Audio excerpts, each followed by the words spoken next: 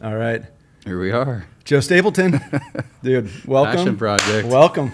Hey, and you're real. I was like, I had to test with the high five because you have so many things going at all times. I was like, is it a hologram? Is it a clone? It's actually real. Here we are. I appreciate it. I appreciate you being here so much. Actually, you are one of the busiest people I know, and people will find out very quickly why. Joe, you also happen to be the mayor of Newport Beach. Yes. It's no small feat. The mayor of Newport. Hallelujah. Thank you for that. Life is good. Yeah, I've been here my whole life, so having good people in leadership is super important. And we're sitting here in the Costa Mesa Newport Beach border. We're about 100 yards from your city. Just trust me, if I could annex 17th Street, I would do it in a second. But John Stevens has a complaint about it. He won't let me do it. Can't blame him. Yeah. It has become, and really, we could digress. I mean, this was not what it is today. Oh, 100%. 20 years ago. Not even close. It's just remarkable what everyone's been able to do, reinvest on this side of town. It's great. For sure. Newport adjacent. Yes. Newport Mesa. We all get the benefit. We all call this Newport, even though it actually is not. For sure. So, Joe, we'll do a quick intro, but it's a Friday. Usually I don't like to timestamp it when we're here, but it's a Friday. Yeah.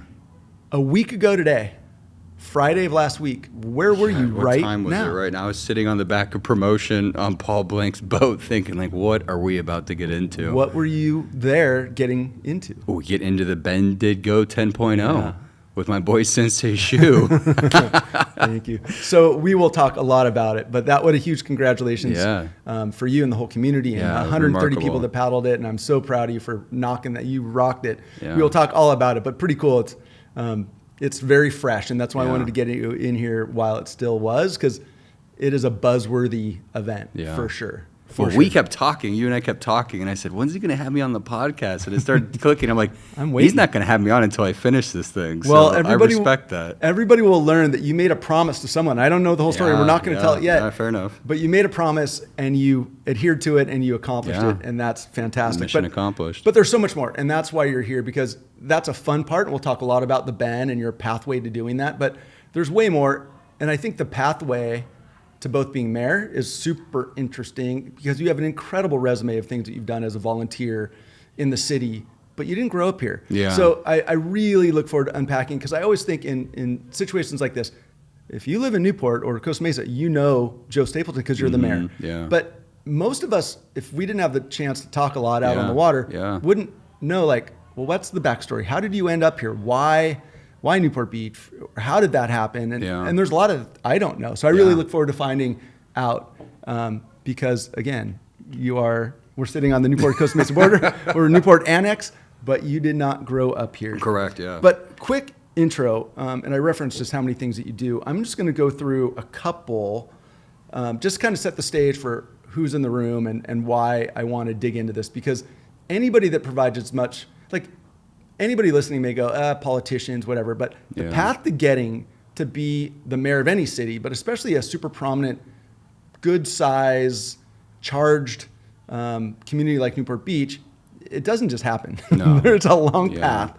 And you have a very robust resume of things that you did on the path. And we're going to get there by way of questions, because I don't know if that was always a vision, a calling, a mission, or if it just fell in your lap because you were doing so much. But just some of the things, and then we will get into your story. And I have to say, putting some people in front of a microphone, it can be nerve-wracking for them. I think you have one in your hand more often than not. I think I'm more on, and I have a face for radio, so I do respect being on this podcast. But you look good in that shirt. I love it, my schmedium, I love it. Listen, one of the things that I didn't know until I was doing some of the prep was, 5 years ago, 2020, you were awarded one of the most prestigious awards in Newport Beach, which is the Citizen of the Year. Incredible. And that tells, again, we'll get in more detail, but that to me tells a story. And the quote that was associated with it, I'm going to read because it's really rad. Yeah. And there's a long kind of dissertation on what that award is, but I think this, again, will paint a picture of who's in the room and why you're not a one-trick pony. So this is what it says. So the Newport Beach Citizen of the Year Award is presented to that individual who best represents the qualities each of us admire and respect among our friends, neighbors, and associates.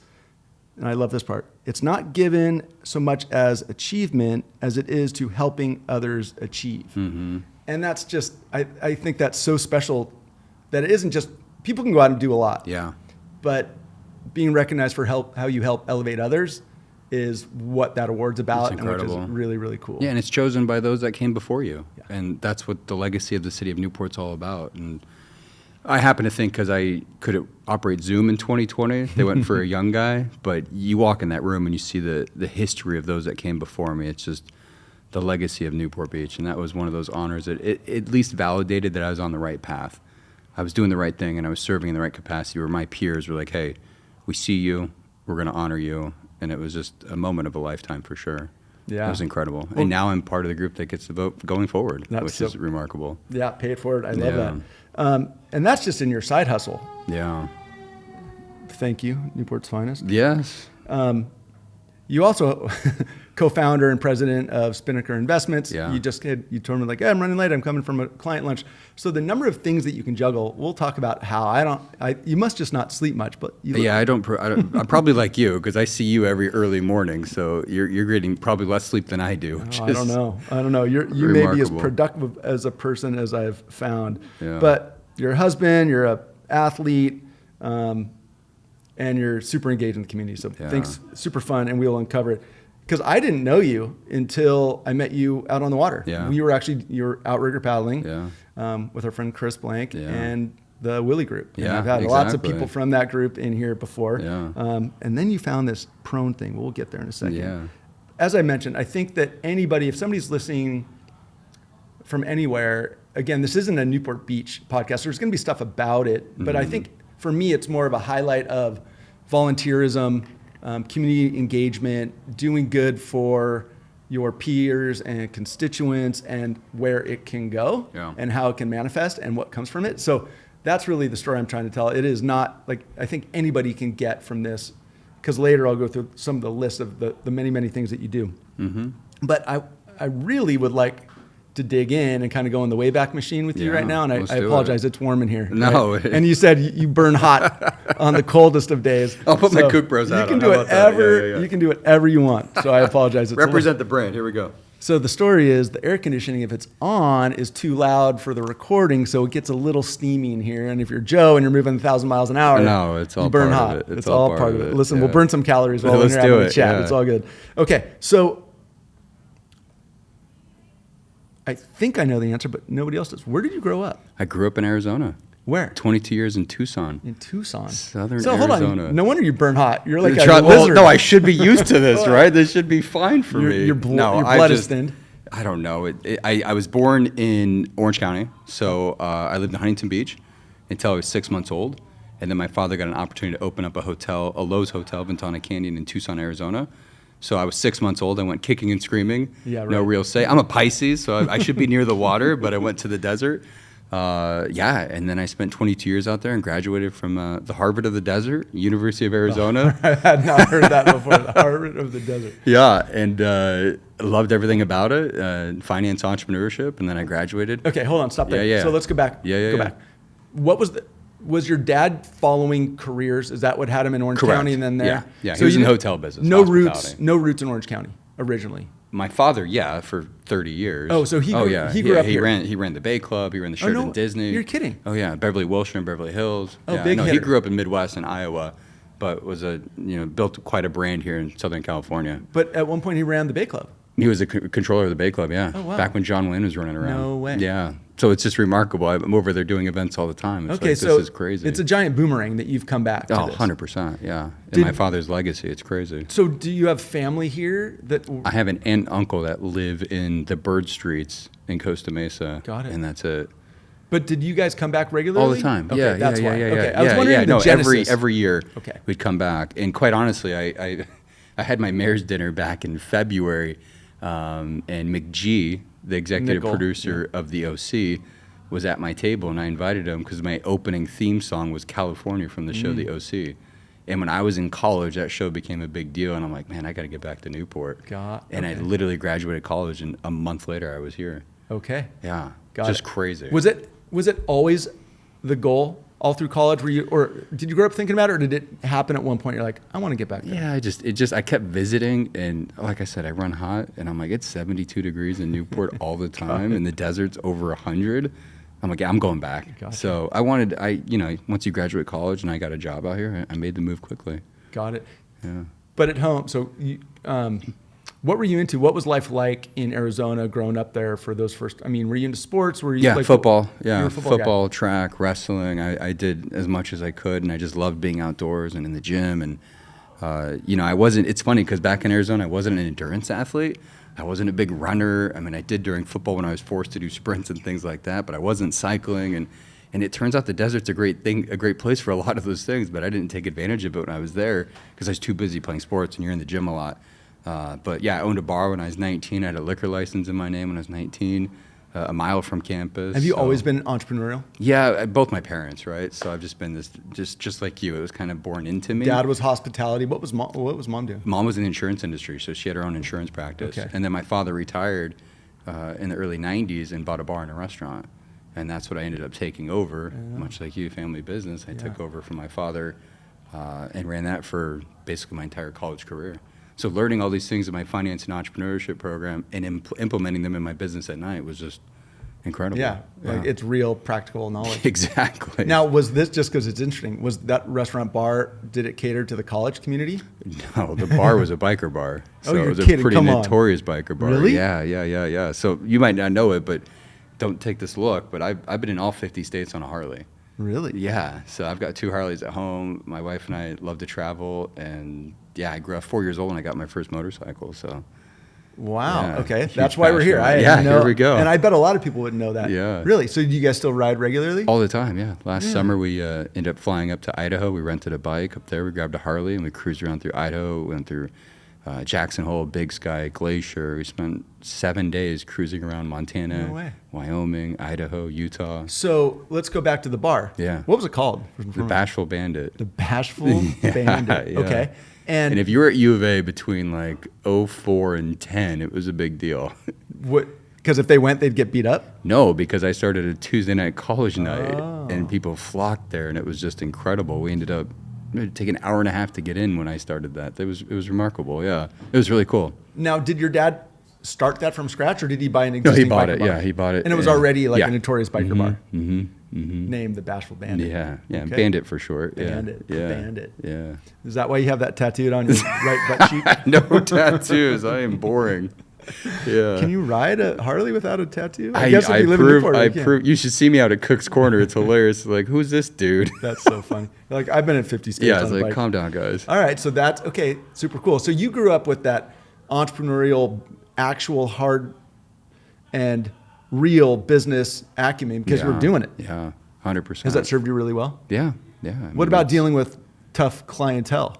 If you can deal with a biker bar, I'm guessing you can deal with. You know what I find is I found bikers police themselves. Oh. They were really good about making sure there was no drama. And my father, from the very beginning, he ran a no tolerance, like don't mess around here. Really? And that was the mentality from the beginning. So, I think it's probably a lot with leadership, like your business as well. It's just lead by example, and others will follow. So. You're like, I had way more problems on Tuesday nights with the college kids than I did with all the bikers. Well, that's what it's funny. Here we are with Mario and everything else. I can't imagine all the issues. And I mean, it was always 2:00, right? Nothing good happens after midnight, Right, and you have a right. bar and fights and everything. College night, I had more issues on one Tuesday night than I would have 6 other nights of the week. So. God, it's so interesting. It was a crazy time, yeah. To think I peaked early in life, that's for sure. 19 years old at Arizona with a liquor license, that was the peak for me. That's But, incredible. Yeah, That's we so had a good fun. run. And then, so what was at what point did you decide you're doing that through college? You graduate, you said, with business and entrepreneurship. Yeah, finance and entrepreneurship. Okay. Yeah.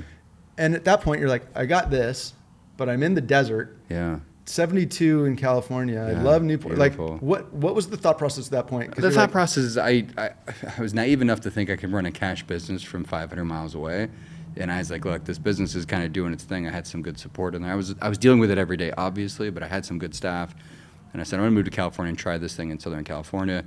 I had nothing to lose. I came out here, quickly realized running a bar from 500 miles away is very difficult. So I was flying back every week. Wow. So it became pretty much, it was not sustainable. So within about 18 months of doing that, I ended up selling it. The father retired completely from that. And then I just focused on here. I didn't want to become the guy in Tucson. Beautiful place. The mayor of I Tucson? love it. You didn't want to be the mayor of Tucson? I wanted to. I love it. It represents a lot of my values where I come from. But the reality is, if I'm going to start building a brand, I wanted to come out to Southern California and see if I could make it somewhere like Newport. And at that point, so you knew Newport is where you wanted to end up, but did you know from a career what that was going to look like? Did you know you're going to go into finance? I had an internship at Merrill Lynch, and I loved the stock market. I love, it's every day is something different, and the continuing education and everything that's required in that field. So yeah, I was pretty stuck on being in some kind of finance. I came out here and got a job with a company that did equipment financing, and it was 200 cold calls a day, phone trackers every hour. You got grinded. Duration. Yeah, and I did that for 18 months, and I wouldn't have traded a thing for. I loved everything about it. Cutting your teeth and going through that, but it really made me who I am today. How so? In the fact that you do tough things, right? I mean, like making cold calls is very difficult. And a lot of people 200 calls and you get 197 no's. Yeah, no. Right? If I talked to 20 people outside of gatekeepers, that was a good day. And of those 20, if I could get 10 to say, yeah, maybe let's continue the conversation, that was a home run. So yeah, having 190 no's in a given day becomes very difficult. But yeah, the sales training was incredible, and it set me up for my career, which was money management. I left that and went and interviewed. I sent out 120 resumes. I was waiting tables at night. Here? Over at a place called Chimera Restaurant. Chimera. It was a MacArthur and Jamboree. There was, what is it? I don't even know what it is today. But it's still some kind of restaurant concept, I think. Where were you living when you moved back out? The Bluffs. Oh, yeah, Bison and MacArthur. Gotcha. I feel like everyone does a stint somewhere with the Somewhere. Irvine Company, one of the apartments. So I was there for 4 months, and I was like, this is not for me. And I got to the peninsula as quickly as possible, landed on 11th Street. And I've been on the peninsula for almost 20 years now. Got it. I just never left. Why would you? Oh, I love it. But yeah, interviewed, waiting tables, got a job, took a job with a competing firm, was there for 8 years, and then 2016 started my own thing. Where'd you start? The Spinnaker Investment Group. Yeah. How did you, again, entrepreneurial spirit, I get it, but what gave you the confidence or the ability to just go, I'm going to go start an investment company in kind of the investment banking capital of the West? A lot of competition. Yeah. There's a lot of money here too, which is great, but I just told myself I'm not going to bet against myself. And I took that leap of faith, and it was the single best thing I've done. It's been an incredible ride. Last month, we just broke $1 billion under management. Oh, congratulations. Yeah, we got 17 guys on the team and a tax practice, so it's been a blessing. You co-founded that with...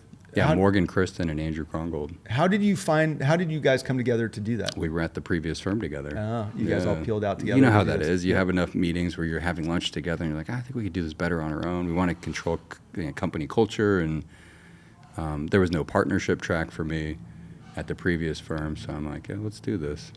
Yeah, May 6, 2016. No. A That's day a big that I'll day. never forget. Yeah. Yeah, it was crazy. Out-of-body experience for So sure. you're coming up on your tenure. Right? Yeah, we're 9.5 years into this, yeah. And you're based, where are you guys based? We're in Newport, yeah. We're over by the Pacific Club. Yeah, Von Carmen and MacArthur. Gotcha. Yeah, it's great. We just got our name on the building. That was a big Congratulations. highlight. Yeah, it was good. So, I mean, the theme will be, as we start to go into all the things you do on your, like, call it on the career side, on the community political side, and on the fitness side, like I said at the beginning, I'm like, am I getting the real guy or am I getting a clone? Because I don't, the amount that, again, people ask me the same thing, like, how do you do all this stuff? I'm like, No I just don't kidding. sleep that much, right? Yeah. That's why I see you in the dark, right? I can do a lot of How things. much sleep I'm do like, you get every night?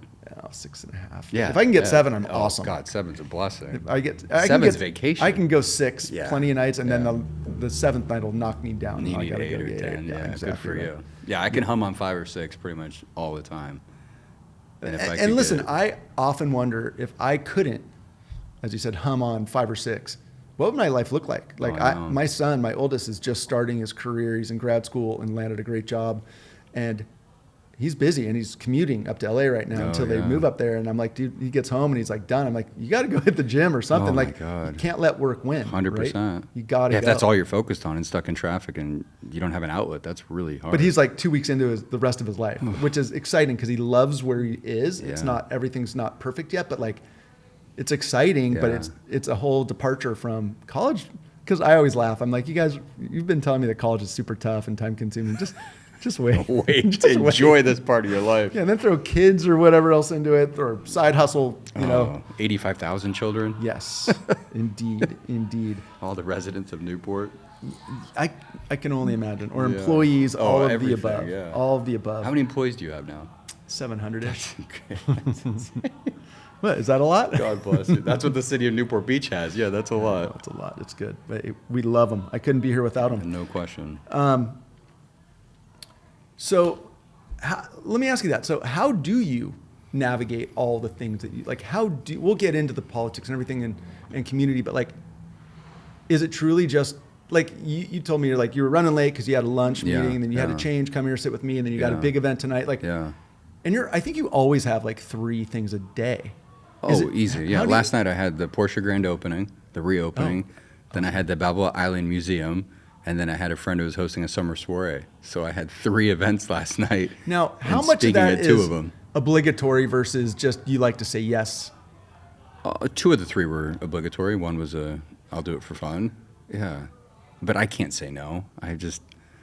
Somebody told me a long time ago, you have to learn, I'd love to, but I can't. Yeah. And I haven't figured that out yet. I've been really trying. I've heard, I was coached on, you need to learn how to say no respectfully. And I've actually practiced that for a long time. Yeah. Because I'd love to, but I can't. I'm not in public servant. Yeah. Or in public service to the degree that you are. So I have I have more of a choice. But when they expect the mayor, I think that must be what is expected of you for when sure. You sign on the dotted line. And remember, the mayorship is 1 year in Newport Beach. So for 12 months, I feel like I'm going all in on this, and I'm going to enjoy every moment of it. So I'm really bad at saying no, but I'm giving myself a pass, and my wife is giving me a pass for the most part. Thank you, Julie. Understanding like, hey, we're going to go all in because a former mayor told me, if you're going to be bad, at least show up. So I'm going to at least show up. You haven't been I'll bad, be thank there. goodness. Yeah, no, thank goodness. So I think to your credit, it's my schedule. I literally go home. I usually leave my house around 5 o'clock, whatever it is, heading to the water, to the gym, getting on a bike, whatever it looks like. And then my day just flows from there. And then literally get home at 9 or 10 at night. Last night I got home at 10:15, had to write a speech for an event that I have tonight, think about what you and I were going to go through today, and kind of compartmentalize everything. And then my phone just tells me every hour where I'm going to be. Do you have a personal assistant to help you with your schedule? I have 2 in my office, 1 at City Hall. Got it. And then a very understanding wife who's able to take care of a lot of things on the home front. Got it. So I don't have to deal with that. It takes a village to run one. It's insane, right? Yeah. No, I couldn't, and I just hired a new junior advisor, and he's been incredible. So yeah, you've got to surround yourself with a great team if you're going to take on a lot. I couldn't be here. But you remember, 100%. Remember in college and everything else, like I find that when I'm the busiest in life, I'm the most successful because you're just laser focused. It's like that analogy when you walk in a restaurant and it's empty, you'll get the worst service. Right. Because they're just on the back doing whatever, they're not paying. But when it's slammed, generally you get better service because they're just laser focused on everything they got to get done. And I've heard different analogies around that, but it's always the same. And I kind of look at it as, and I think it's probably relevant with you, is like, how you do one thing is how you do everything. Yeah. Like I'm a one-trick pony. You're like, oh, you have a lot of notes. Like I don't go into anything unprepared. You're prepared. I don't do anything because I have super high expectations. I don't want to do anything half-ass, and you have to be, I think you said it, laser focused on all of it. 100%. Like, I always used to say like I'm 100% all in on everything, and then I realized over time like, if you have too many things, it's hard to be 100% on everything, but I'm going to be as darn close to that as I can. Absolutely. Sleep be damned. 100%. Yeah, I'll catch up on that later. Right? Which I keep being told you can't catch up on sleep, but oh well, you can. I think everyone's got a different success model, and you got to figure out what works for you. And for me, it's just someone says you're going to get burnt out eventually. I'm like, I've been doing this for 20 years, and just keep going. I don't know anything different. Well, let's talk about that. Yeah. 20 years of grinding, but coming from a place of enjoyment, love, like what is your motivation for not the career side, but what's the motivation for your community service and all the roles that you've I think we'd have to step back, and we'll get into the endurance stuff, but I'll talk about the Boston Marathon briefly. This was an opportunity. It was an experience in my life. I've been an endurance athlete essentially since I moved to California, because as soon as I moved here, I started going to the gym. I'm like, what am I doing? Because in the desert, you didn't have a choice. It was 110 outside, so you're going inside to work out. I just started running, and I just fell in love with being outdoors in Southern California. So I fell in love with running, cycling, but marathons became a passion. I love half marathons. When it starts to suck, it's over. But I did 3 full marathons, and in 2013, my buddy and I signed up and got into the Boston Marathon. You had to qualify, or did you get? Did, but I got in through John Hancock. So I'm not built as a runner. Yeah, I'm right there with you. My time was like, I wasn't approaching that time to get in. But so we did it through charity, much like the Ben Carlson Foundation. I raised some money, got into the marathon. And in 2013, that's the year the bombs went off. I was 4 minutes from the finish line on Boylston. No way. Right, to make the turn. I didn't realize how close I was until the following year when I finished it. I'm like, man, that was close. But it was a moment. I remember sitting there on the bench, and there's like Humvees everywhere after the bombs go off. There's helicopters, and there's just a lot of commotion. First responders, doctors being busted. I mean, I'll never forget. This was all within like an hour, and I couldn't get back to my hotel because my hotel was at the finish line. It was all barricaded off because they hadn't found what was. They had no idea what was happening. Yeah. And I remember sitting there, and it was a moment in my life where up until that point, a lot of my life had been a lot about ambition, how much money I can make, how successful I can be. And at that moment, it turned more into like legacy and contribution. What is my contribution to my community going to be? What's my lasting legacy? I don't have children and not planning on having children. So for me, my community service is one way to leave a lasting impact on my community that I love. And for me, that's been what's been driving me for the last, almost 20 years. Did it really start at that, like you had It was happening before that, obviously, because I joined the Chamber of Commerce in 2008, and I got really involved in the city and became the chairman. But a lot of that was kind of also because I wanted to help improve my business. And a lot of that was like, oh, I'll go to these events, I'll shake hands, I'll meet potential clients. That moment really pivoted, catapulted me into a different Wow. stratosphere as far as service. You have to have ambition to live in a city like Newport Beach. I'm not saying you don't. I work really hard to make money, and I enjoy that because it gives me financial freedom to give back in other ways. But it was that moment where I definitely, from ambition to contribution, I was really focused on what is my legacy going to be? What can I do to make a positive impact? Wow, Yeah. it's really amazing. And I knew that you're an endurance athlete, obviously, but I didn't know the running background. Mm-hmm. And so let me ask you this about Boston. So you're, again, harrowing, Yeah. but I'm just curious. You're 4 miles from the finish when this goes off. 4 minutes. 4 minutes. I was 25.6, No way. 25.8. I was right there. Did you get to finish? No. So They shut the whole thing imagine down. this, right? I had a nightmare the night before. I was doing this with my buddy Dan, who did the bend with me. So he was there. Right. He went ahead of me at mile 20 or 20. Everyone who's done marathons know it starts to suck at like 18. So like mile 22, he went ahead of me. And the night before, I had a nightmare that I didn't finish. That I got to a point in the race and I missed a turn or something, and it was like this huge festival vibe, and I was trying to work my way through the crowd. I'm like, oh my God, where's the finish line? Did I not finish? And it was like, and then I woke up and I'm like, oh, that's a nightmare. Then the next morning I'm running the race and I'm getting to mile 25, 25 and a half, 25.8, and I'm like starting to run into more and more people as if like people are walking. And I'll never forget, some guy jumped over the barricade, who must have been this girl's boyfriend or something. He jumped over the barricade because I was wearing headphones. So you didn't know anything I had gone didn't on. have anything. And by no that idea. point, it had already happened. Oh yeah, the You first had- one for sure, and the second one shortly after. Yeah, really close. But he jumped over the barricade and grabbed her, and was like holding her back from finishing. And as a marathoner, your only thing you're focused on is Right. I've been doing this for hours. Like I'm finishing this thing. So she was already like hysterical. And I remember I ran by. I'm like, what is going on? And then it got busier because everyone got blocked up. So then it felt like I was walking through a concert or a festival trying to get to the front of the stage. I'm like, oh my God, did I miss the finish line? Like, what's happening here? It was like my whole nightmare was playing out. And then I ran into a girl that was with the John Hancock team that we were running with. And she's like, there's been an explosion. And I go, whoa, what do you mean? And because Dan was ahead of me. And I'm like, oh my God, where's Dan? Because I know nothing. And I wasn't sure what it was. She's like, I'm like, oh my God, we got to go find. And her mom was at the finish line. So she was hysterical. I'm like, all right, well, let's go figure this out. And I'm not running with a phone. There was no iWatches back then. I was just disconnected.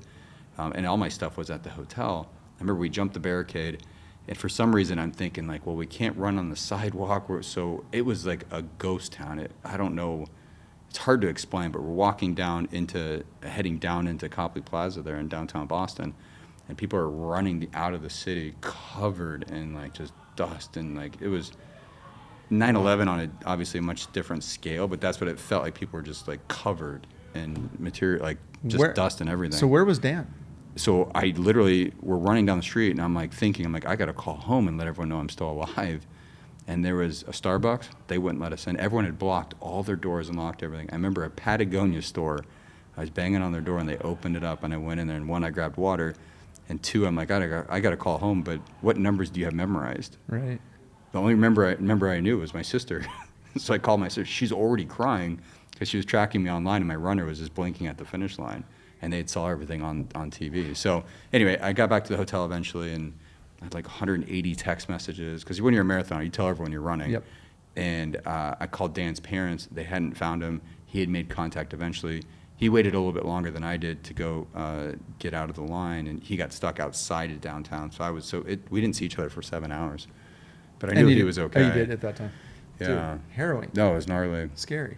Yeah, nothing happened to me. It was just that, our hotel was right across from the finish line. So I eventually got in there, and you could see all the agencies working together to try to figure out what was going on. It was gnarly because we went to bed not knowing what happened. Like, they hadn't found the guys or anything. Really? So we got out of there. We flew out the next flight the following morning. But Boston will always hold a special place in my heart, because Boston Strong is a real thing. We went back the following year. There were 1 million spectators, 6 people deep for 26 miles the whole way. And I could touch a runner around. There were 32,000 runners that year, because they let everyone back in from the year before who didn't finish. And then everyone else. So crossing that finish line was good. But to your point, doing something for 6 months, training for something, and not being able to finish it, that was... We had a conversation about this offline. Yeah. Wow. Yeah. Well. So that was a big moment in my life where it's like, okay, focused. Pivotal. Yeah, big time. Got it. Yeah, and that really set me up for... Because I know you're going to ask me, like, well, did you always want to be a politician? Did you always want to be a mayor? No. I was never in government, like student body government. I was not in government in college or anything. It was just, to me, it's been community service. And that's why I love being the mayor, because I don't feel like I'm a politician. I just feel like I'm a chief volunteer. I just feel like I'm the one who's really volunteering a lot of my time to give back to the community that I love. Rad. Yeah. So was it after Boston in 2013, after the explosions and that whole experience, that you came back and changed your outlook on some of these roles that because you said some of the roles that you were doing, city council, or I'm sorry, Chamber of Commerce and all these things. No, I still got Uber involved in those. I still needed. No, I know you. But I still needed to build a business. But yeah, then I started getting involved in. I started like one of the largest young professional societies in Orange County. It was called the Elite OC back in the day. It's still going on today. And then launched the Newport Beach Foundation in 2017. So really found my way into more and more community service. I was serving on 17 nonprofit boards at one point. I have the list. Yeah. No, chairman of like a dozen of them. Yeah. But again, one of the things I wrote down when I was putting my notes together for you, Joe, is why. Because it's one thing to go serve on 3 or 4, but you're like on 17 and you're founding these was it really a derivative of the experience in Boston and that kind of change in your mindset on what you wanted to provide the world as your legacy? Or, I mean, there's one thing, again, it's just it's a significant amount of time, energy, effort, and grit to do all that. I find that, it's like I meet someone like you, and I get so jacked up and passionate about whatever that you're focused on, that eventually you come to me and say, hey, I want you to be involved in this organization. And how can I say no to a Sensei Shu, right? Like, that's what would happen. These people that were really close around me would ask me to be involved in something, and I believed in the cause, and I wasn't in a position to say no. Now, at some point in my life, in the last couple of years, I've been able to focus my energy into more strategic opportunities that I think that I could have more of a meaningful impact, because there's nothing worse than saying yes to everything and having a lesser impact because you're too spread out too thin. But I never felt that was the case. I felt like I gave everything I could to every organization. What is it? What's your skill set within these? Like, what do you bring to the table? I think I know, but I want to hear you articulate. Yeah, that'd be a great question. I'd love to ask some of the people I've served with. I think it's leading by example. Social capital is huge. I mean, if you look at the Ben Carlson experience, for example, I knew I wasn't going to finish first in the water, but I wanted to finish near the top and helping create awareness for an organization that I really cared about. So I've built a tremendous amount of social capital, in my opinion, as far as relationships and networking and getting out in the community. So that's one of my strengths, is helping bring really good people together. Like, if you look at the Newport Beach Foundation, our board is rock solid.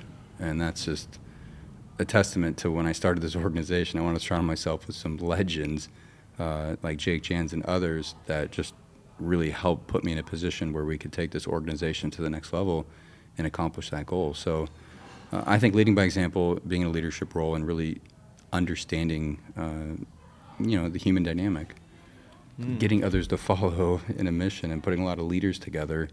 It's tough, right? Too many chiefs, not enough Indians. It's a situation where you get a lot of people together that have strong personalities and get them to work together for a common good. Yeah. That sounds like the mayor speaking right there, right? I mean, that's the goal, right? Yeah, I mean, it's city government, everything's the same way. Is everyone marching in the same direction? Is part of the reason that the city does the 1-year term because of the intensity? If you do it well and you do it right, you're fully committed. I think that's part of it. I think it's also, if you look back to our charter in 1954, they wanted to have a very strong city manager form of government. So our city manager, we have 750 employees. The city manager is the CEO, and I see the city council as a board of directors. I happen to be the chairman this year. So I had never thought of it in those terms. That actually really helps to kind of understand the framework. Gotcha. Yeah. And I don't have any real particular more power than anybody else on city council, but I can tell you, it must be ingrained in us when we're young. And I can tell you this because all my friends, I have like 20 buddies that moved out here from college. They've all got like 2- and 3-year-old. They're all boys. They all had boys like after COVID, and they're all reading books. And like the mayor is a prominent person in every one of their childhood stories. So like when I was the city councilman, no one really cared. Now that you're the mayor, it's like, oh, the mayor's here. He's got to be at every ribbon cutting. He's got to do these things. So it is an interesting position in Newport, but no, it's. I think it was meant more that we're going to have a strong city manager form of government, and this mayorship will be a 1-year term, which is good and bad, right? Because you finally figure out what you're doing, and then you're termed out. Yeah, right. So it's like, okay. I believe in terms. I was on a big board for a long yeah. time, and it was a 9-year term, and by the time I was at the 9th year, I was like, I can see it. It's time to be gone. Yeah. Like it's time to get new energy in here. People knew exactly what I was going to say, how I was going to say. Like you get very predictable, and I think it's good to get new blood in there. I think so much of my life wise. is about like the NFL. Like it's like a coach in the NFL, right? You got a certain shelf life, and then everyone kind of learns your tricks and so it's like time to move on. I think it's super wise. I feel like the same way. It's good governance. Doubt. Yeah. But I know you're very good at it, and you've said yes to a lot of things. Do you enjoy being in the public eye? 100%. You do? Okay. I mean, I'm an extrovert to the 10th degree, no question. Yeah. Goes back to Tuesday nights at 100%. at the Bandit, promoter right? running a bar. Okay. Yeah. So you've been consistent. I got home last night at 10 o'clock after somebody goes, "Oh, you're living the dream." I'm like, this is most people's nightmare. Like speaking yesterday I spoke at 5 different events, right? And then working my clients all day long, and it's just, some people are like, this is a nightmare. Like I haven't been home at 5 o'clock to sit down on the couch and watch TV in 20 years. So, you just said it. You love no, but that's not me, right? I'd be miserable if that's right. what I was doing. So I'm saying for most people this would be their nightmare, but for me it fuels me. I get energy out of it, and that's remarkable. It is. I think for most of us, I just saw a prone board going by. I'm like, I got to get out and paddle now. Oh well, we're getting closer to that. No. We're getting closer to that. No, but one. I think it's right. I think I was born this way, and I think I look at some of my most successful clients because I look at individuals like you who have success in business and philanthropy, and that's who I look up to. My mentors in life are those that are giving back on both sides, because I think creating financial independence is huge, because then it allows you the ability to give back in so many ways. So my clients that are successful on both ends, they work and they're mentally there. They just keep working, and they're not necessarily grinding their whole life, but they're doing something that motivates them. I'll never forget, a client called me. He's like, I'm good. I'm going to retire. He's like, I just don't know what I'm going to do between 10 and 2. I'm good in the morning. I'm good in the evening, but I'm going to get myself in trouble in the middle of the day. So he took up golfing, and he loves it. But I don't know what else I would do. No, that's great. And it's an endless, like you can do this, maybe not at the pace, but you can be in public service forever. Yeah, of course. Right? In fact, in my head, most mayors, if I close my eyes and think of a mayor, they're older than me, not younger than me. Yeah. So it's just and Newport Beach has this youth movement right now, Big time. which I'm loving, because there's so many young people that are getting mobilized and activated. And yeah, I think it's no better than, when you talk about Newport, you talk about the legacy of the city, and who better to help preserve that than the generation that's going to be directly impacted in the years to come. For sure. Understanding the past and being better prepared for the future. For sure. Yeah. For sure. So I had asked about being in the public eye, and I got the answer. Is there anything about being in this role, whether it be in the civic government or just in the face, is there anything about it you don't love? Yeah, you ever going next door? No, for a reason. It's awful. And my wife has this thing where she loves to screenshot my haters and send them to me throughout the day. Does that fuel you or piss you off? It does now. I've been through a lot of therapy, Mark, where I've gotten really good at using the haters to fuel me. Endurance sports is very good therapy. Oh, there's a reason why for every paddle I didn't have my phone. Mm-hmm. It was the only time in my life where I was completely disconnected, and I loved everything about that. There's something about being on a bike or being on a prone board when you're at the bottom of a mountain and you know all you got to do is just turn those pedals for the next 2 hours to get to the top of the summit, or leaving Catalina and say, hey, for the next 7.5 hours, I have one goal in mind, and it's to get across the Pacific Ocean. Very present. You're not focused on phones. It's a spiritual journey, Yeah, 100%. sure. I look forward to talking about it. Yeah. I talked to a buddy of mine earlier today, and he had a big couple weeks, and he referenced tomorrow being, he needs some really severe handlebar therapy. Oh, and I was like, so what true. a great, I hadn't heard it. I mean, it's right? so true. If you go grind, and I think a big reason, and maybe we can talk about it later, but like I've been an endurance athlete. I'll use that athlete term. I've been into endurance for a long time. But You're an endurance athlete. It is my therapy. Yeah. It is my medication. Yeah. It is, my youngest likes to say that my ADHD is worse than his. I don't know if that's true or not, but like I self-medicate with fitness and exercise. So I nature, don't know if anyone knows this. Really, it's not public, but I've never been drunk. Really? I've never had a cigarette. I've never had a cup of coffee. Like, I try to stay away from things that could be addictive. It's not religious or anything. It's just a choice I made in my life at a young age. Wow. But so for me, I don't have an outlet in that situation. So for you, I 100% agree with you. I've worked out or done something active every day since January 1st, 2016. Until now. So like for you, I don't doubt it. I think a lot of people will probably go, that's crazy. I'm like, yeah, me too. Yeah, I know, but you're like, yeah, welcome to the club. I see you there all the time. But my point is like the handlebar therapy. It's like if I'm wherever I am, and my wife is like, just go for a run, like just go get some exercise. I need to clear my head. It's my only Randy outlet. says it all the time. I love her a little bit more after a big workout. So it's always like she knows. Like I'm going to come back from whatever we do, and Of she's course. like, because you have all that adrenaline, you have all the good and the endorphins and going, everything. and it's a very good solution. I wish the world would find endurance sports because it solves a lot.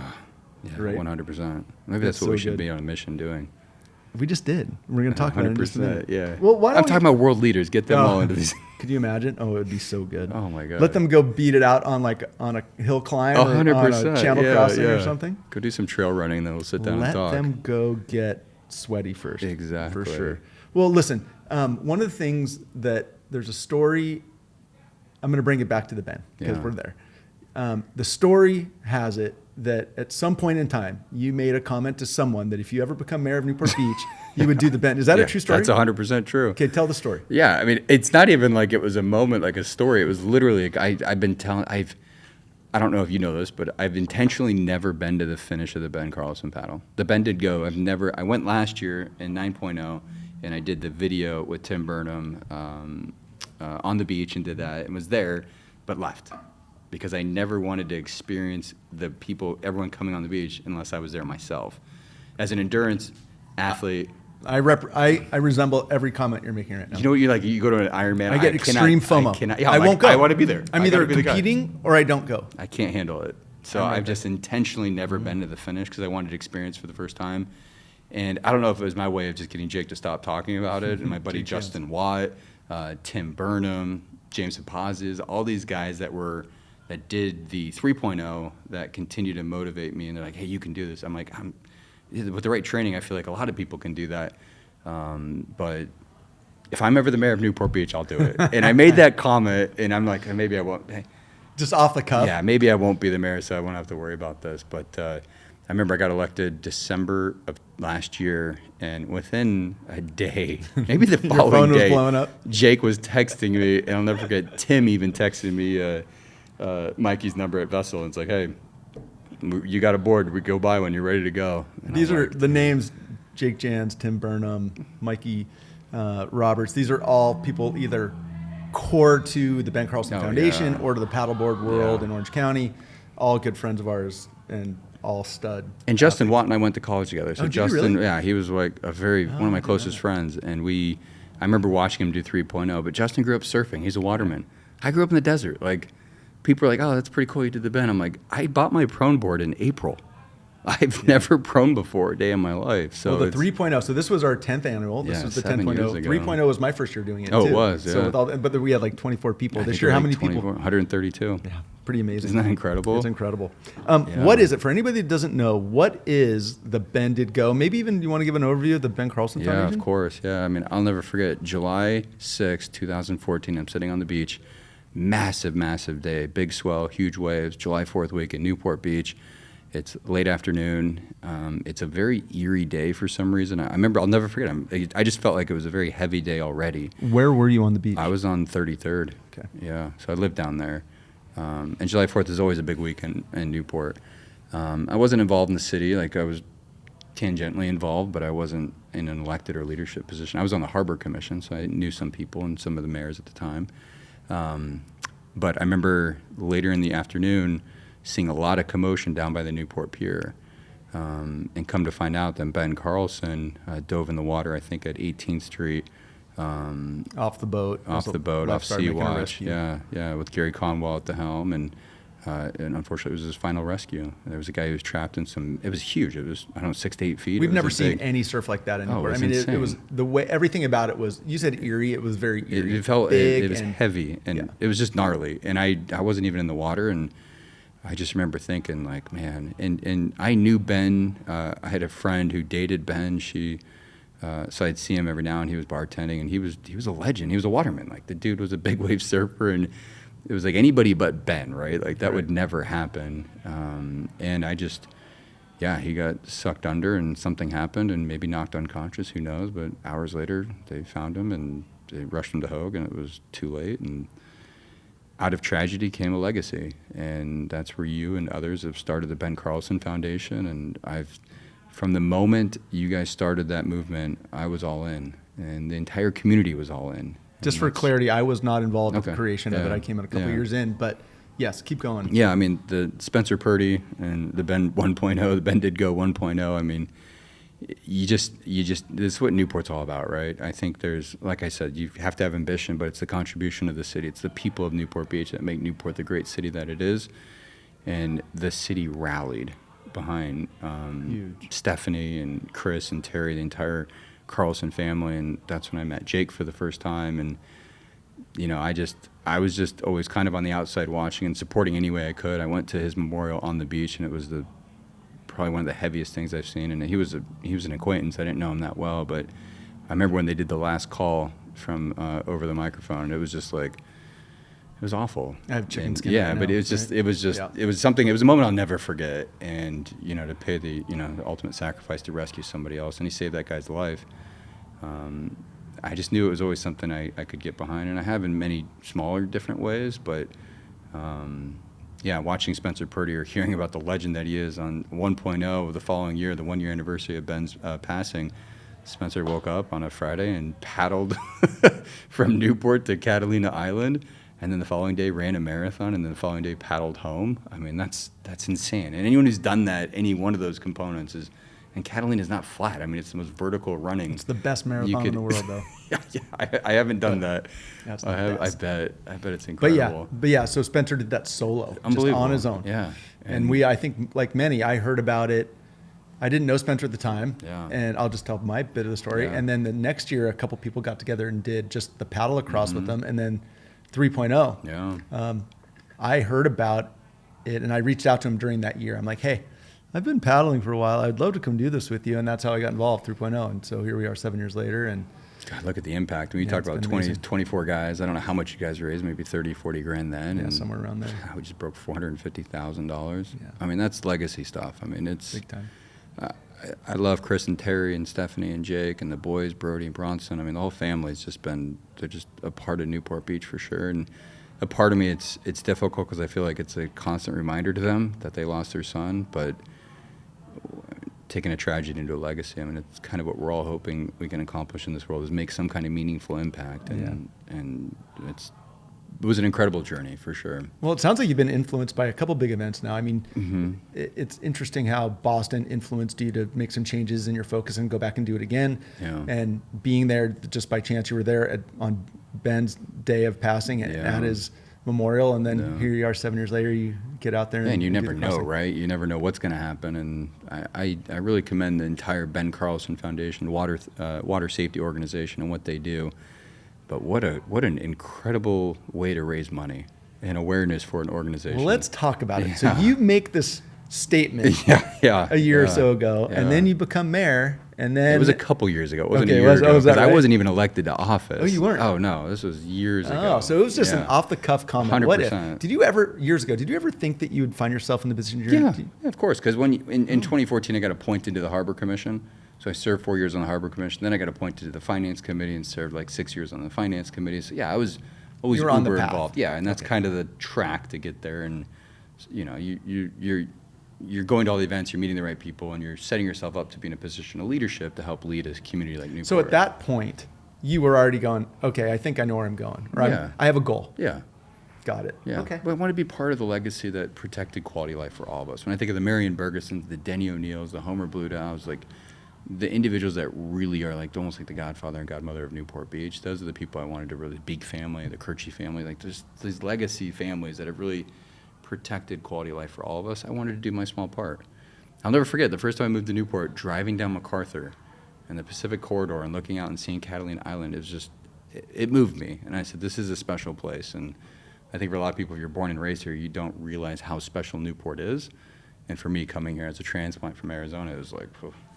Well, anybody It's that's been in here incredible. or listened, I've talked about the Newport Beach in the Rearview Mirror podcast by Bill Bill Lobdell, Lobdell. yeah. And I would recommend anybody that's spent any time here. I always say anybody that's moving here, it should be required 100%, yeah. because it tells the whole history. So people get here and, you know, if you don't know it, you just think that this is what it is. But there's so Yeah. much. You talk a lot about the rich history and the Yeah. incredible legacy that's being created every day. It's just so important to get the surfer, get the lay of the you land. mean the Hawaiian surfer Duke?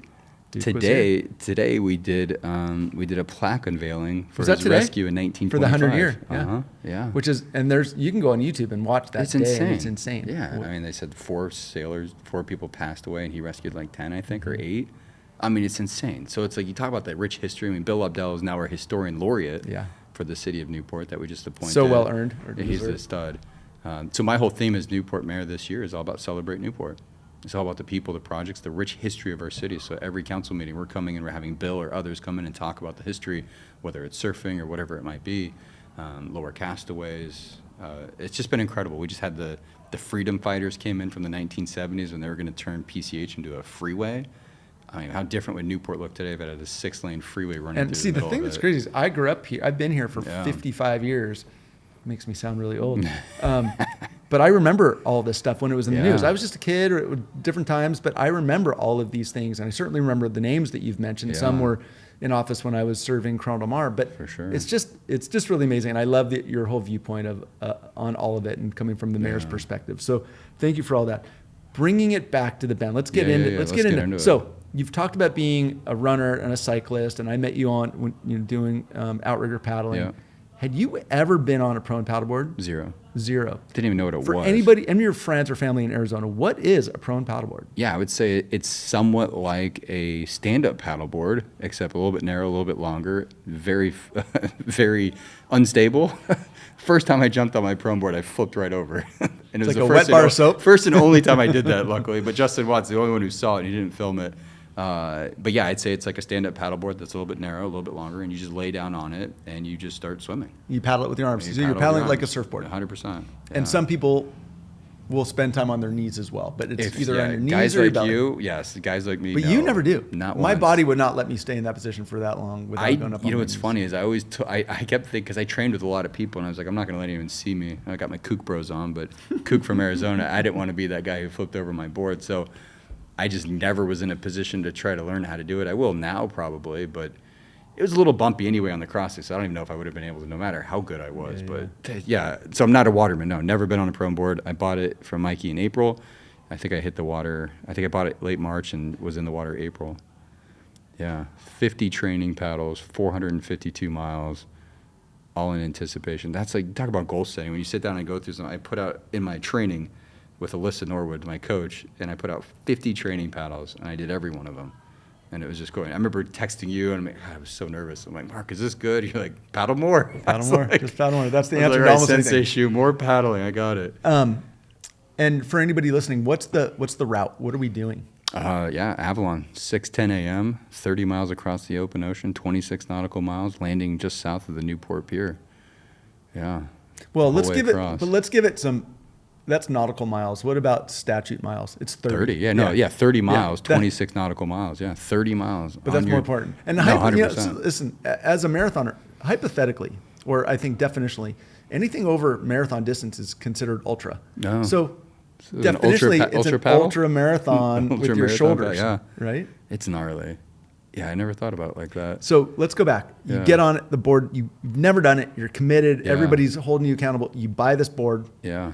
and you get on it for the first time. What was the first paddle like?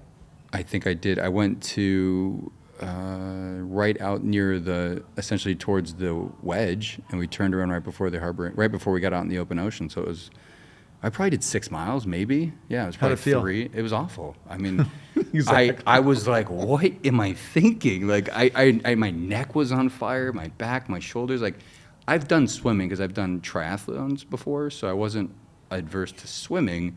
But being on my ribs, I'll never forget, my ribs were on fire. And I'm like, what is going on here? Prone paddling finds it's different muscle groups. Even if you 100%. surf nonstop, you get on a prone board, you find muscles. You're like, I've never hit those before. What is that? And a lot of people, their first time on a prone board, even if you've done it, and like I get on it after taking a year off, and I'm like, this sucks, man. And I've done it a lot. I think I was just really I was really uncomfortable Yeah. because the water is a whole nother aspect too. And you always told me, like, just wait till you get in the open ocean. Get in the open ocean. You got to train for it. Yeah, After 'cause- doing that crossing, you're like, you can't train for it in the bay. It's a joke. The harbor is like Disneyland. It's like, this is easy. And then you get out there and it's like, oh, Mother Ocean could get very angry. But yeah, the first one was 6 miles and I was like, this is brutal. How am I ever going to do 30? And I came back 2 days later, did another 6, and then slowly worked my way up. And my first time, I think my second paddle ever outside the open ocean was the El Morro Classic. And that was just gnarly. That's a full-out race. We call that the Southwind Classic because it's always south windy. It's a Brutal. 15-mile race. Yeah. Races are very Oh, different. The Ben way is not different. a race. No. The Ben is a fundraising group paddle, and we try very hard to keep everybody Yeah. together, which makes it very social. Oh, communal, super for sure. fun. You're like 130 people were within 100 yards of each other, Oh. 100 yards wide, and I kept bumping into the guys next to me. I'm like, that entire ocean. Why are we on top of each in other? a race, it's very different. Like you could be by Oh. yourself for. And I was. for I 6 essentially hours. was by myself for the full 15 miles. And just trying to take my goose and my beverage. Oh, trying hydration. Yeah. It was gnarly. And it was like my first time in the open ocean. I'm getting slapped with water, trying to stay on my board. Yeah, it's very humbling. And then jump ahead. You looked like a friggin' champ. Like you looked like you were having a lot of fun, and you looked Yeah. really strong. And I was talking to, who was I talking to the day before? It was Michael Vaughn. Michael Vaughn was there with his buddy. They're both lifeguards in Newport, and Vaughn and Skeeter Leeper took me out on Sea Watch as the mayor, like in July, and we went out and I got to see what they did firsthand and what Ben Carlson was doing when he was rescuing that individual that day. And I saw Vaughn the night before when we were leaving. What's that restaurant we all? El Galeon. El Galeon, yeah. And his buddy's standing there. He's like, "Did you really do 50 training paddles?" And I'm like, "Yeah." He's like, "You're such a kook." And I was like, "What do you mean?" He's like, "I probably trained 3 times for this." when you're And- young Oh, it's a and you whole played different- water polo and you're you're a surfer swimmer, and a a surfer and you're a lifeguard. Listen, I will never go into that channel underprepared. I've done it. Yeah, you've And told listen, me that. and I've told everybody Yeah. that, right? Like I've told.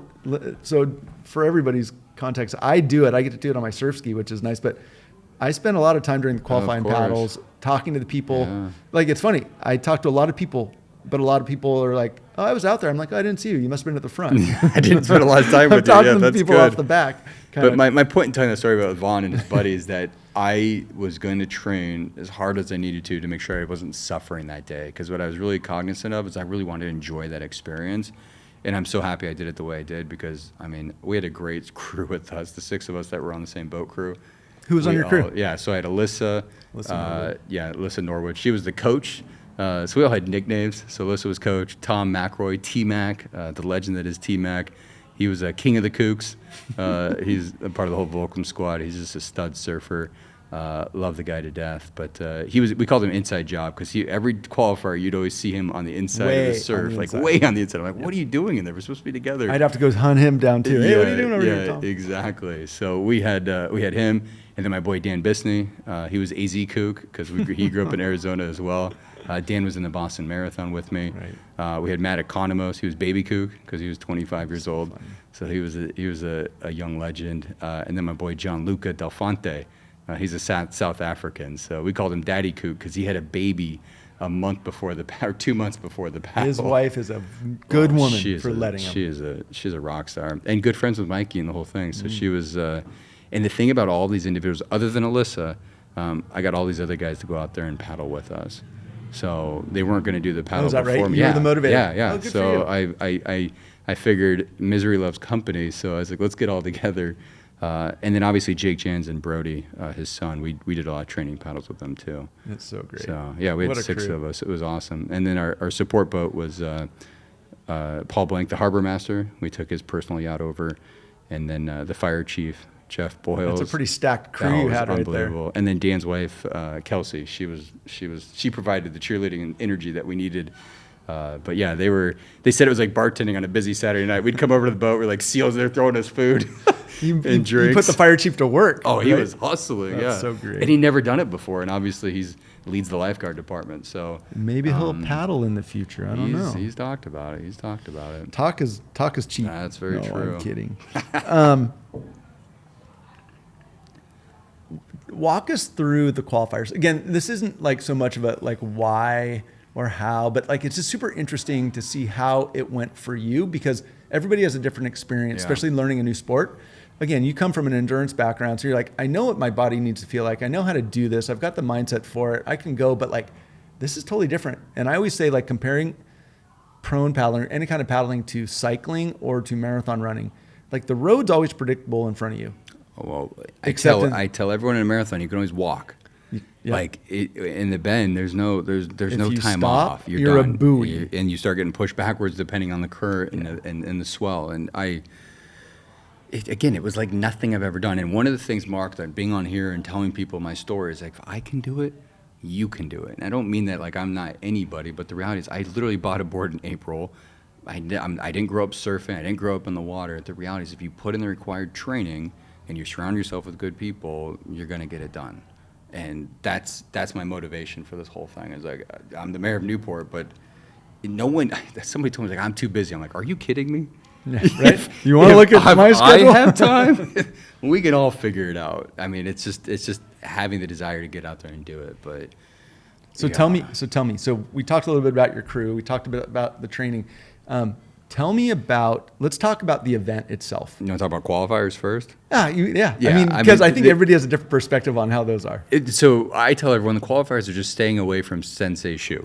That was my only motivation. Because Norwood, Alyssa, coach, she frightened me because she spent a lot of time with you Last the year year, before. yes. And she's like, she would see you come by. She's like, no, Mark, don't pull me off. Don't pull me off. But this is the story of overcoming. Alyssa is 3 feet tall. Oh my She's God. got, as she would say, little, Tyrannosaurus Little Rex T-Rex arms. And she was so and there was 4 women last year, all moms over the age of 50 that did what you did. They're like, I'm going to do it. Yeah. And they trained super hard, and they all got it done, which was incredible. But Unbelievable. last year, they were not that they were struggling, but it was a new gig for 100%. them. Yeah. And you jump ahead, and they've all been just super strong paddlers God. this year. And Alyssa went from, barely pulling it off last year to being crushing. She's at almost 1,000 She's a miles beast. this year. Yeah, Like, monster. She's unbelievable. And there's a lot of people that have followed that same, like what's really fun for me, because prone paddling for all the years that I was competing, there was 3 of us in Newport. On Yeah. an that's average what you of say. There 3 was of us. no one out There was there. nobody here. Yeah.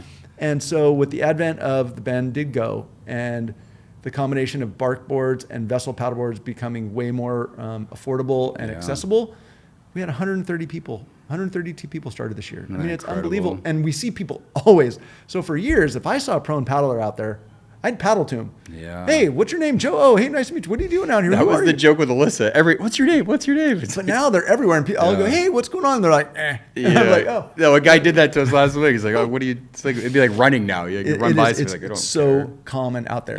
Yeah. So the qualifiers, you want to be in the middle or the front. You don't want to be back with me.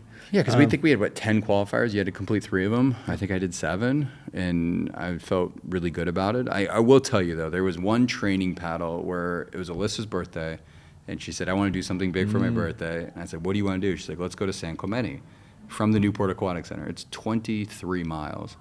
And I remember seeing you that morning, and we had a chase boat and everything ready to go, and they canceled that morning. And you're like, "Are you going to do it?" I'm like, "I don't think so." And Alyssa's like, "We're going." I had 2 water bottles and like 2 goos and a protein bar, and I was a mess. I wasn't feeling 100%, and I bonked at like mile 15, and I struggled to get to 23. And I remember Matt was there, and Luke was there, and Alyssa and myself, and it was just, we got to that beach, and we're like, oh my God, like they were all solid, they were fine, but I was like, how am I gonna do this? I remember coming home, my wife was like, are you gonna be able to finish? And I'm like, I don't know. So, and I just got back from Europe. I took 2 weeks off, so it was like a perfect storm of a really awful day for me. You learned so much on those. Oh It's my probably the God. most important. You're like, I never want to feel like that again. Yeah. I know I need more nutrition and more like hydration, and you just can't. Well, and Alyssa, that was the bend for her the year before. Oh, I know. 9.0. She's like, you're lucky you had a bad day before, because my bad day was 9.0. Yeah, well, the 9.0, we had 15 miles that of was tough. Yeah, you guys got hammered in the first half of that. But yeah, qualifying was great. And again, it was a communal thing. Everyone worked hard. But what I love about what you guys are doing as a water safety organization is you're making sure that everyone shows up. 132 paddlers, 128 finished. The 4 had their own reasons and things that happened. But everyone is qualified.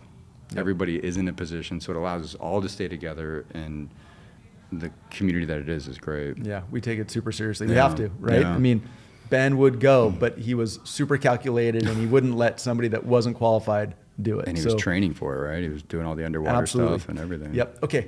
So let's talk about the day. Yeah. So a week ago today, Yeah. we're on boats going over there, hanging Yeah. out. How's your stress? How's your butterflies? Were you I've never been more nervous for an endurance thing in my life. It's the unknown. Like you said, running, cycling, like you might get some rain or wind, but it's not going to be that big of a factor. The ocean can be anything. And it was pretty shitty on that crossing on Friday. Yeah, on it the was way not across. great. It was not great. I was and it was windy. super nervous Yeah. because I was like, because knowing the caliber of paddlers out there, Yeah. having we had great conditions. I'm foreshadowing. Yeah. Shitty conditions would have splintered the pack. We would have way more people not finished. I mean, Yeah. conditions go a long way. 100%. And that's the unknown. And you're just sitting there all day like, what's going to be? What's going to be? And everyone's on windy. Everyone's on Surfline. Everyone's on their app trying to predict what it's going to be. And it's like, I just finally gave up. It's like, it's going to be what it's going to be. We're going to wake up. There's only one way back, and it's on a prone board. So we'll figure it out.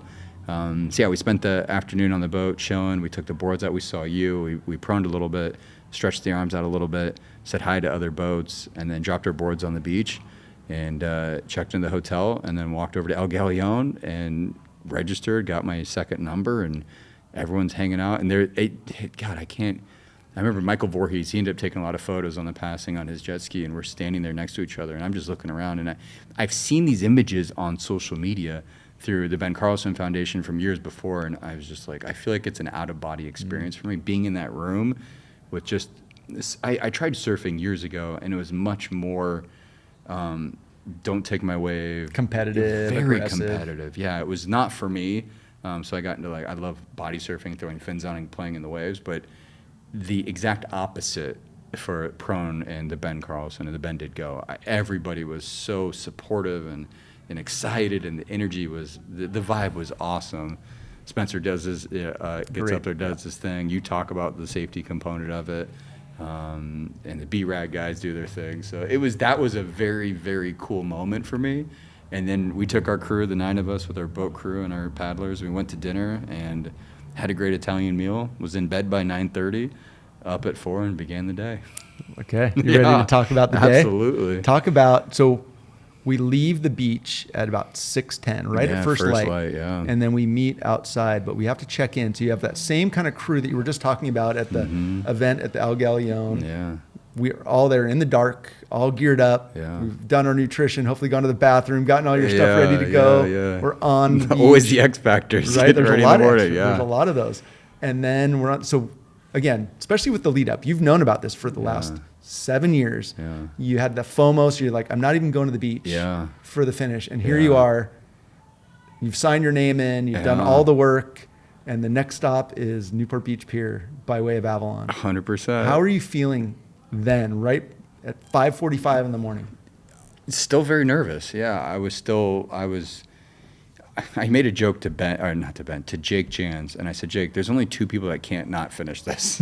It's you and I. Like, everyone else could get on a boat and people would forget the next day. I told so many people I was doing this, and I think I ended up with like 80 some supporters online that contributed, which was phenomenal. Love all my supporters, everyone who gave to the Ben Carlson. I think we had 1,000, whatever it was, a massive amount of donors. But I told everybody, and I was like, man, if I don't finish this, and I still had that San Clemente paddle in my head, where I'm like, I just don't know how I'm gonna feel. And Alyssa freaked me out about this, because I guess 9.0, you guys launched on the beach and you guys just went. And it was all gas on, full throttle the whole way, and you guys didn't meet up outside the harbor. And we did, but it wasn't maybe as short, yeah. and maybe she was off the back a little bit. Yeah. So it was what it was. Yeah, but I was anticipating that. But if we took a step back at 5:45, we all kind of grabbed hands and we did a prayer, and that was really cool. Because I think in anything in life, whether I'm getting on my motorcycle, whatever it is, I always take a moment to just reflect and say, okay, let's be grateful and thankful for what we have and the blessings that we're given. And then we got on our boards, and then it was like, all right, it's go time. And I remember paddling the first half mile until we got out of Avalon, and they were all kind of sitting there, and I'm with my 6 guys, 6 of us with Alyssa and the 5 others, and we're all looking at each other like, all right, we're feeling pretty good. And then it was like, horns blew and we're gone, and that began the beginning of the next 30 miles. And I remember our first stop, I think, was 6 miles in. Yeah. And Paul, my boat captain, got kind of caught in the back. He got stuck in some traffic. So I had to paddle a quarter mile back to get to our boat. And then they were throwing food at us. So we're all trying to figure it out together, because it's all of our first rodeo except for Alyssa. And then I was somewhat stressed that I had to paddle another quarter mile to get back to the front of the pack. And then it was like, we just got to go. And I'm like, oh my God, this is going to be all day. And then God bless Paul. He's one of the best captains ever. From that point on, he was up front, and it was simple. He was the best. We were just so grateful for the crew that we had. But yeah, it was the first, I'll never forget. We got halfway. We stopped, I think, 15 or 16 miles, and I was feeling really good, Mark. I was like, damn, that training worked.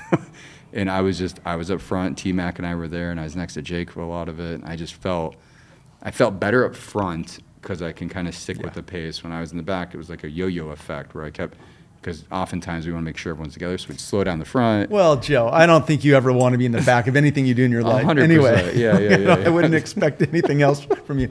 So, we stopped at mile 6, we stopped at mile 11, and then we stopped at mile 16. Yeah. So we stopped roughly every 5 miles. Yeah. We had really good conditions. We were graced and blessed with really good conditions all the way across. Basically, we had wind at our back from the start to the finish, which is unheard of. That's insane. It was as good as we could ask for. Now, it wasn't glassy and beautiful, but it was, from a paddling perspective, as good as we could ask. The sun wasn't out. The sun wasn't out. The water was toasty. It was beautiful. What did we do at halfway?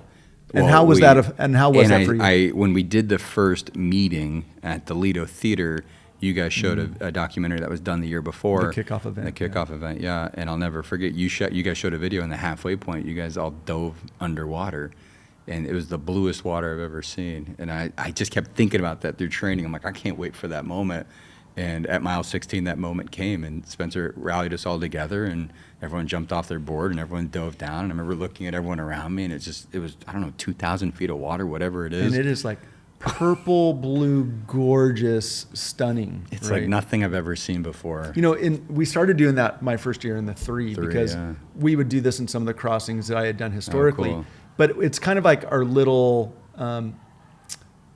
crossing the equator. Yeah. When you're on a ship and you cross, they have big celebration and all course. this. It's kind of the same thing. It felt that way, And we always we want everybody to really embrace what we're doing at that time and recognize why we're there. And it's always just pretty magical, powerful, rad. It's so rad. Yeah, that was a great experience. And then we paddled over the boat to get our hydration, our nutrition.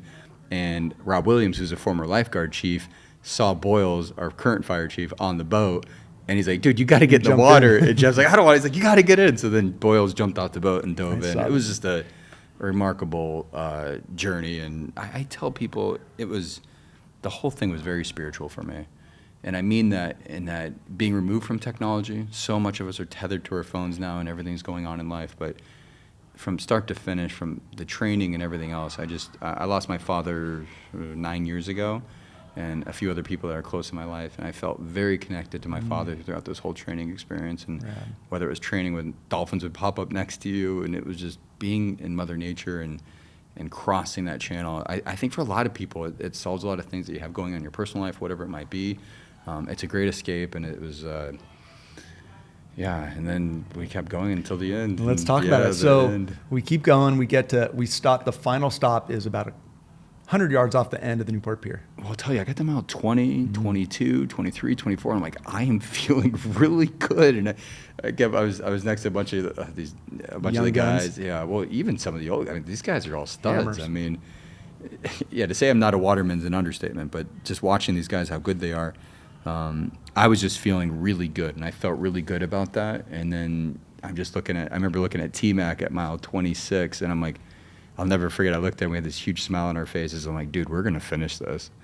And he's like, we are. And we both just laughed. And it was like, I'm getting goosebumps thinking about it because it's like you've trained so hard for something. I've told so many people, and I was like, God, the worst thing would be not to finish this if anything happened. Because you don't know if you get a hot spot in your shoulder, if you bonk or something. Anything can happen. So it just felt really good. So, yeah, we stop at mile right off the end of the pier. The final stop. The Well, final and stop. once I always tell people, like, once you can see where you're going, you're like, nothing's going to stop me. I can smell the barn, right? Like that last 5 miles, you're like, I can see it, you know. So at that point, everybody's starting to celebrate. Yeah. It's still work. 100%. But like, I'm going to get it done. But then we stop right outside the pier. 130 paddlers side by side, 50 boats lined up behind us. Yeah. How many people were on the beach? Hundreds. Hundreds. I mean, it had to be 1,000 people. I would imagine. Yeah, I've been calling 1,000. I would say easy. And because the pier was packed too. And the sun came out. 10 minutes before we hit the beach, because I'm talking to my wife who's on the beach, and she's like, the sun was nowhere to be found. And then we saw you guys, and you guys all huddled up outside, and then the sun came out. It was, again, spiritual. I mean, Tell me what it felt like when we get there and we sit up and we are 150 yards offshore. You can see everybody there. You know your family's there. It's your town. Yeah, it's our town. Yeah, you but know what, I mean, you know what the moment was for me at that moment? Brody Jans, 16? 16 years old. I had stopped, I'd sat up on my board, and we're all kind of sitting there, and Brody comes just cruising through the middle of all of us. And everyone just goes, yeah, Brody, you're the man. This is Ben Carlson's nephew. Yeah. And it was just this moment where I'm like, dude, what a legend. I mean, Ben's nephew completing this paddle, and it was kind of all of us just paying like tribute to Ben through his nephew. Like, Ben's here with us, and that was a moment for me that I don't know if a lot of people knew it that were out there, but for a few of us that saw that happen, it was really cool. Right. It was a special moment. But then, yeah, I'm sitting there on my board, and I'm looking at the pier and the 1,000 people on the beach. I know my wife's there, and she's got a green Kook Brothers hat on with their other crew members, and I'm just like, dude, this is, now you start worrying about the swell and the waves, because I actually, only one time did I did a beach exit. And some surf started coming in. My wife's like, there were no waves the whole day until you guys came in. Of course, yeah. And I'm like, oh my God, am I going to get tossed on this board in front of everybody? But luckily, Matt, one of our lifeguards, had helped me on the San Clemente exit, and it was fairly big there. It wasn't big, but it was what it was. So I got back far on the board, and I figured it out, and I got it no problem, luckily. And the second I hit the beach, I had the OC Register, I had the Daily Pilot, I had Stu News, I had like all these cameras in my face, and it was a moment where it's like, and then my wife came running over, and I just gave her a huge hug and kiss, and it was just, it was one of those moments I'll never forget, for sure. Rad. When you want to accomplish something, and all that we did, and you and others, I mean, all the $450,000 that we were able to raise for for the Ben Carlson Foundation, it was a surreal moment, for sure. Again, everyone was there. And well, and I cannot not focus on this. The fundraising is a big part. Everybody has to qualify both via paddling and via you got to do fundraising. 3 qualifiers, and you got to raise $2,000. There's 2 gates to go through. And there's no competition because it's the greater good. But someone has to be the biggest fundraiser of the event. Do you know who that is? I don't know. He's sitting right there with the Koch brothers hat on. So huge congratulations. You brought in over $26,000 from you and your peers and your friends. But even that was a fun part of the whole thing. I know. Because it was like, I was doing really well throughout the whole thing, and then Sea-Watch crew bumped me, and then Andrew Nahan bumped me, and then John Wadsworth got me early, and then you, of course, come out of nowhere and drop and take the top spot overnight. And it was just, it became another fun thing that was competitive for all of us. But again, it was competitive because we were all there for Ben. Greater This good. whole thing was all about the Ben Carlson Foundation. So it's like, you're first, you're last. It's like, we're all raising money. But like, those we're numbers having are fun. stunning, and it will allow for so much good to be done by the Ben Carlson Foundation Absolutely. for underserved communities, water safety, swim programs, scholarships. Like, there's so much good. I mean, it's all fundraising for a nonprofit doing stuff that really makes a difference in communities. It's wonderful. So, well, what else would we do? Sit in a ballroom and try to raise money? Like, well, we could do that too. Let's go right? paddle. That's across tomorrow the night, not last night for you. Yeah. Have you been buzzing ever since? How have you been since then? Yeah, I mean, I went to a birthday party that night. My wife passed out on the couch because she was exhausted. I'm like, what did you do today? Right. She's like, the emotional energy. I had to great. I had to watch you come across. I went to a party that night for my buddy, and then I woke up the next morning, went for a long run, and then I called Coach, texted her that night, Sunday night, and I said, are we paddling in the morning? And she said yes. And of course, I see you there at NEC, and we went out and paddled Lido. So got almost 6 miles and back at it. I think you did your training pretty well if you're doing big runs the next morning and you are, I saw you in the dark Monday morning. Monday I guess morning. we're all paddling. I guess we're doing it again. Hallelujah. Yeah, I've been buzzing ever since. I mean, obviously, it's been, it was an incredible journey. Happy. Have you looked at the island since? Oh yeah, 100%. Does it look any different? I did today when I was doing the Duke plaque ceremony. Does it look any different to you? It looks very different, yeah. Further or closer? Honestly, closer. I think amazing? that was something you told me, and Tim and Jake and Justin and everyone who's done it before. They said, and Peter Belden and all these guys are like, look, you're going to look at Catalina for the rest of your life, and you're going to say, I've paddled that. And there's very few people who are able to say that in the world. 100%. Yeah. It's so great. It is so great. Listen, thank you for sharing all that. We went long into the Bend, but it's such a big thing, and I love the genesis of the story for you. You just made a comment to some friends years ago, before you were even in city council or anything. Then you're mayor. Then they call you out. Money on it where your minutes, mouth is. And then you train your ass off, and you get it done, and you raise a ton of money and ton of awareness. The imagery, if anybody wants to find out, there's so much stuff about Ben Carlson Foundation and the Bend Did Go, but the imagery that you were talking about, like the sunrise photos from the drones, it's stunning. Michael Voorhees. Well, the one where Michael got in the beginning where the sun's poking through and we're all sitting. There's so many good ones. Michael Voorhees is a F1, NFL, Sports Illustrated photographer. Dallas Cowboys cheerleaders photographer. He was out there on his jet ski with a camera the whole time. And just the people that we had. You look at the people that we had. We had Newport Beach lifeguards. We had Huntington Beach lifeguards. We had the fire chief on your boat. We had, and we have all different caliber of people from all walks of life, all coming together to do this incredible thing. It's so fun. Well, that's what everyone's like. The first thing, anytime you do anything like this, everyone goes, are you going to do it next year? It's like, I don't know. Are you? Yeah, I don't know. It was so perfect. I don't know how but once you feel that energy on the beach, I don't know how it's just something it's like you're trying to chase that high. You just want to keep going back. It's a good one. I've done it once or twice. Yeah, you've done it 20 or 30 times. I guess the question that I'm going to bring this all together, the question I have for you is, clearly you've done a lot, and we've kind of showcased it through a lot of the things that you've done over the years, not culminating, you're still going, like you've got something tonight, you had something this morning and yesterday. What for you would you tell people about the value of being engaged in your community?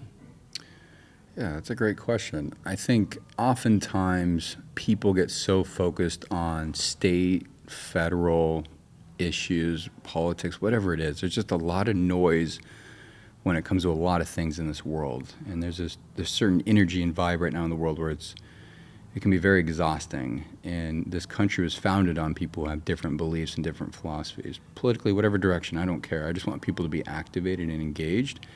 And I think the beauty of local politics is it's all about the community. And that's why everyone always says, what's next for you? Or what's after the mayor? I'm like, I'm going to be happy serving on city council. There's nothing else above this that I want to do. I just love my community. I love the city of Newport Beach so much. I want to be part of the legacy that protects that. And there's nothing else for me in this. And I think that to me is something very pure about those that are getting involved. And when I started with all of us who started the Newport Beach Foundation, it was all about activating the next generation, creating a generation of those that are involved in the community, because that's how you create a utopia like Newport in a state like California. It's like this beacon where it's just, whether it's first responders or whatever, it's just a family vibe in a city like Newport. 85,000 residents, and it feels like it's 850 residents. It feels like everybody knows each other, and that doesn't happen by mistake. And we've got such special, unique villages. I mean, Balboa Island, Dover Shores, Newport Heights, Corona del Mar, Newport Coast, the Peninsula, Peninsula Point, Lido. Like it's just we're just blessed with these vibrant villages, but it's the people that really make Newport what it is. Yeah, thank you for that. I agree 100%. I think it's so important for people to see the value of being part of the process. Yeah. And whether it's politics or serving your community in any which way, it can be nonprofits, 100%. it can be anything that turns your wheels. If you're into something, there's an organization out there that will benefit from your help. We need people volunteering for everything, and there's something for everyone. 100%. And when you give to a cause, good things happen. It happens You for get you. back, It happens. yeah. You get way more back than you give. And until you experience it or recognize it, so many people don't ever do it, and they don't ever know. Yeah. There's so much good that comes from it. You are fulfilled by helping others. And so there's so many good examples of that in town. And again, the Ben Carlson is just one. Of Ben course. Carlson Foundation is one. You've been a part of zillion, and you mentioned quite a few. Yeah. Is there anything else that people might want to know about you, or your thoughts on the city, or how do we continue to make the city, maybe this is a city focused piece of this, but like, Yeah. is there a magic wand thing to keep Newport? Yeah, exactly. I'm glad you said that. Look, I think, Mark, we're blessed with individuals like you, business leaders, community leaders that giving back in philanthropy in so many ways. And I've been on this trek for the last year as the mayor of Newport, and I've got 3 months left. I'm in my final turn here. It's been a remarkable opportunity. Newport is a very thankful city. We understand where we came from, but we have to understand that can all change quickly. We are not that far away from a few mistakes deteriorating quality of life for all of us. And this isn't a political statement. This is just that there's a lot of outside factors that would love to see a city like Newport fail. And I'm just so fortunate that we've got so many people that are willing to step up and serve in capacities, whether it's nonprofit or serving on a board, commission, or committee in the city. Every time we go out and ask for people in the community to step up and serve, whether it's a planning commission, we just started the new Fire Foundation with Brian Boas and his team, the Ben Carlson Foundation, the Police Foundation. There's so many different organizations, like you said, that you can get involved in. But every time we ask somebody to step up and serve, there's way more applicants than we have spots available. And that, to me, is a beacon of hope. And I look into our local schools, our high schools, our middle schools, our elementary schools, and I do a lot of mentoring like you do, and the future is very bright. We've got some incredibly gifted people that are coming through, and I'm so focused on the success and the future of our city. And Newport's got a lot to be proud of, and I think we're just beginning. Right. Yeah, 120 more years, and we've just got to keep our head down and focus on what we can control. And I love everything about it. Yeah. Awesome. Thank you. Well, listen, I know that oftentimes, and you mentioned next door, oftentimes public service is a thankless job. There's a lot of thanks, but you get a lot of abuse. Just know that we're very grateful for anybody that puts their head out there, puts their neck out there and does the work and volunteers their time, their energy, their efforts as much as you have, and the rest of that goes to everybody that's in public service, especially in a non-paid capacity. Just thank you for that. Yeah. It's easy to talk shit, but somebody's got to go out there and do the hard work. And I love people with difference of opinions. That's what we can agree or disagree on things. And I tell people I will always be here to be an ear. I will always be available to listen, but we might agree to disagree on certain things, but that's the beauty of this, of what we've created here. For sure. Yeah. Super proud of you. Thanks for all that you do. Well, thank and you. It's super fun to watch the evolution in the paddling and see you and Tom and the rest of the crew go from, I love watching people do that channel for the first time and the impact and the power and the outcome. It's so rad. And you've got a big background in sport, but not everybody does. But to do something, it's an accomplishment that I don't care how old you are or what you've done. There's no negating the power of that one. 66 to 14, 14-year-old. 14 to 66. Isn't it? That's men, women, whatever, everyone was out there. And I just got to say, Mark, you are an absolute legend for what you do in the community, what you do on the water. And I've always known who you were. And when I started to get to know you through the NAC and going out with the Willie workouts and doing that, it was inspiring. And I love your approach to all of this. It's no nonsense in the sense like, hey, you got to put in the time and the requirement. It's like, you're either doing closer to 5 or you're doing below 4, you're not going to qualify. And it's like, open the door, don't close that door. Yes, thank you. And I loved it. It was. I want to just say to my kook brothers, this is our squad, right? Jake and I were paddling one day, and I'm like, dude, you're such a kook from Fresno. And he's like, you're a kook from Arizona. I'm like, we're the Kook brothers.